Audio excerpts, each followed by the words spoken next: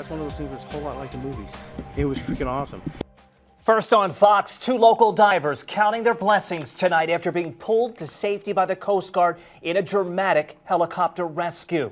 It was all caught on camera. Good evening. Thanks for joining us tonight. I'm Ryan Wolf. And I'm Elisa Amigo. This video shows the moment when the two men are rescued from the Gulf of Mexico, more than 6 miles from their last known location. Our Robert Price joins us live with more on what the men had to say about their time at sea. Robert?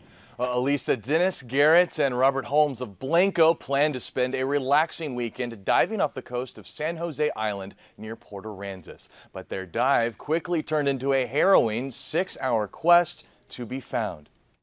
Dennis Garrett and Robert Holmes don't need to see this video of their rescue. They lived it. Words can't describe what it was like underneath the chopper. That's one of those things where it's a whole lot like the movies. It was freaking awesome. Experienced divers, the two friends have nearly 500 logged dives between them. But Saturday morning, they say, during a dive in the Gulf of Mexico, something didn't seem right. Right when I entered the water, I realized that the current was extremely strong. I didn't know how strong. Visibility was extremely low. I couldn't see further than 10 feet. He looked at me and he went, "You," because you can't talk, "you and me need to go up and look around." And I was like, okay. So we popped our heads up.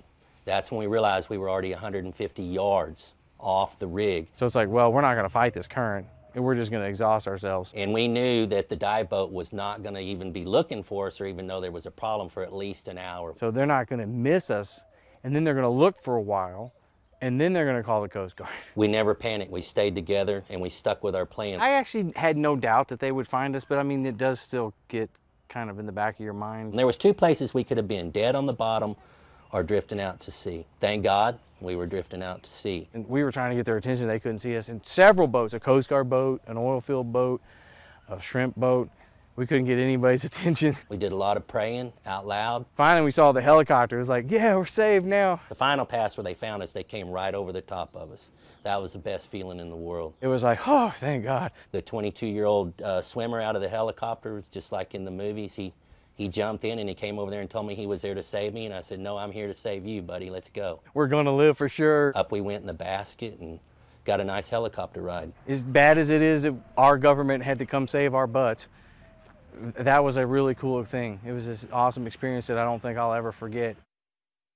Again, Garrett and Holmes ended up drifting 6 miles from their last known location. Still, both men say they still love diving and plan to get back in the water very soon. In the newsroom, Robert Price, Fox News at 9.